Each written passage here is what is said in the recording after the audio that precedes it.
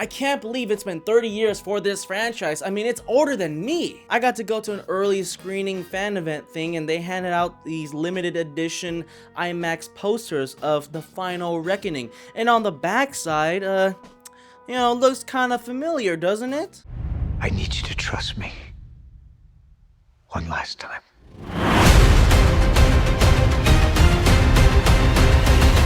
It was such an awesome experience being able to watch this film in theaters in IMAX. And there weren't any rude moviegoers besides one person in the very bottom row, and they had their fucking flash on or some shit. I think they were Snapchatting the movie. The folks down there must have been just fucking retarded because I don't think they even realized how their flash was creating a big ass shadow for the chairs in front of them, therefore getting on the whole goddamn screen. Well, a third of the screen on the bottom. Now I know what you're thinking, maybe these folks are just passing by trying to find their seat. No, the movie was already playing. They were already sitting and they were clearly fucking flashing the movie. They definitely were Snapchatting someone or something. So I very gently yelled from the middle of the theater, "Turn off your fucking phone." I'm just kidding. It went more like, "Turn off the phone." Now that is called being nice. I mean, come on, why the fuck do you need to be sharing your story on the internet? Just watch the damn movie, turn off the flash. Please, no one wants to deal with you. And thankfully, the folks down there turned off their phones and we never saw it again. So, props to them for listening. Because some folks require a bit more, encouragement. Guys, it is unfortunate, but Tom Cruise is pushing 60, which sucks because I want him to stay in cinemas forever. I mean, he technically is gonna be alive forever in movies because of how fucking badass he is in his films. But let's just be real here for a second.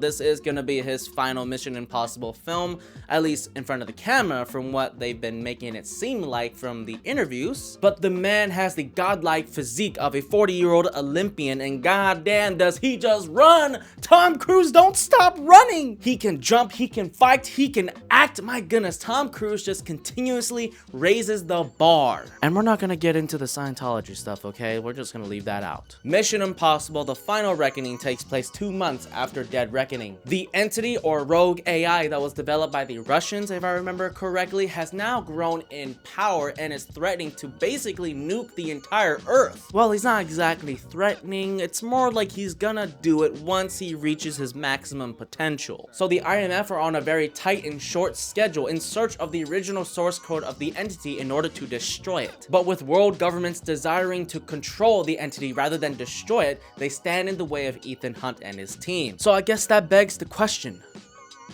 will they be able to stop the entity in time before the end of the world? Of course, like with every single Mission Impossible movie ever, the plot just gets all the more ridiculous and insane, and that is what we go to these movies for. I mean, how do you just not get these movies? It's just over the top, badass, thrilling action with Tom Cruise doing some of the most insane stunts ever. My audience and I were having a blast with this movie from beginning to end. The action, the comedy, and oh my goodness, the submarine sequence in Act 2.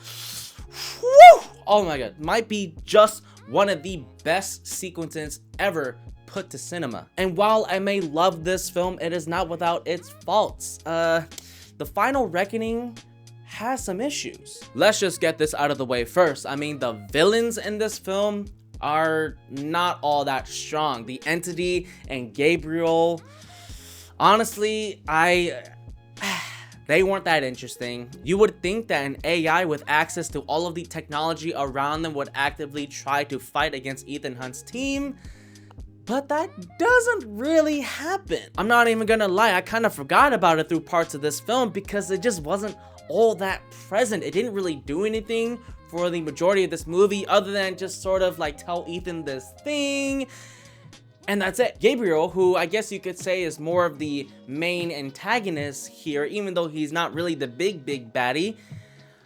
I also just didn't really find myself all that invested in him. He just happens to somehow know how to be a step ahead of fucking Tom Cruise and his team, and you know, yeah, you know. I didn't really learn anything about the guy. I didn't understand his motivations or why he wanted to control the entity for himself. He's just the guy that's working alongside the entity, or was, you know, until I guess he failed in the previous film. So this is, I wouldn't really say that's much of a spoiler because you're gonna quickly find that out at the beginning of the film. I don't know, man. It feels like Gabriel as a character just wasn't fully realized, because by the third act, by the end of this movie, it just doesn't make sense as to why he wouldn't want to work with Ethan Hunt, because everyone's going to die. You might as well just try working together, okay? It's either all of us or none of us, okay? This AI thing is gonna try to nuke the entire fucking world. Something about the first act was also just messy as hell, especially when they're trying to reconnect certain events from previous films and wrap it all up together in a nice little bow tie. I mean, there are some really cool reveals, connections, and returning characters, and I was just like, that's awesome. It just feels kind of forced. There's probably a better way to address the issues in Act 1, but just because it was kind of a clusterfuck did not mean I didn't have a good time, because it was definitely a good fucking time. Throughout this film, it's very clear that Christopher McQuarrie and Tom Cruise had more plans with Ilsa Faust, portrayed by Rebecca Ferguson, but I guess she wasn't happy with the new direction of her character, so she ultimately decided to step away. And that's why we have Hayley Atwell. Not that I'm complaining. Hayley Atwell as Grace is fantastic. She has such great energy. She definitely understands her character, and it's a lot of fun. Everything that she's doing with Ethan Hunt and Simon Pegg and everyone else in the team, it's a lot of fun. I love what she's doing here. But there are some scenes between Ethan Hunt and Grace where I was just kind of like, it's very clear that this should have been Ilsa, but you know, it's, well, she's not there. And my last negative here is that the ending was not as emotionally impactful as I hoped it to be. It just didn't hit me as hard as I wanted it to, because this is the final reckoning. This is the final film of the franchise, at least for now, featuring Ethan Hunt. Negatives aside, the production of this movie, oh my god, it's a Tom Cruise produced movie. You know it's gonna look fucking good, and it looks fucking good. The man puts $1,000,000 of his own to make sure that everything is sexy as hell, and there isn't a moment in this movie where you just felt like you couldn't believe what was happening, because it looks so goddamn good. And you've all seen the reports about Tom Cruise actually hanging off of a plane up in the sky while it's upside down. I mean, he just can't be stopped. And the editing, holy fucking shit, it just could not be any more better. It is so goddamn good here, especially when it's jumping between dialogues of characters explaining something from one team to another team. You know exactly what I'm talking about when you watch this film. I don't think I need to get into the performances now, do I? I mean, they're all fantastic. They fit their roles perfectly. They execute them perfectly. I don't need to say anything else. You love them. I love them. Let's leave it at that. As ridiculous as the plot is in this film and the issues that came with it, I am more than willing to set those things aside when it comes to those amazing sequences in Act 2 and 3. Especially when it came to the introduction of Hannah Waddingham and Tremel Tillman. I hope I'm pronouncing their names right. There was just something so goddamn special about this franchise, and it's really sad to see it go, at least for now. Whenever I'm rewatching these films, I never skip the opening credits because it is just so fucking awesome. It's badass. The score is goddamn amazing. The visuals that play along the score and the opening credits, oh my goodness, how are you not creaming your pants every time that happens? I was definitely letting myself loose a little bit when I was watching the opening credits for this film.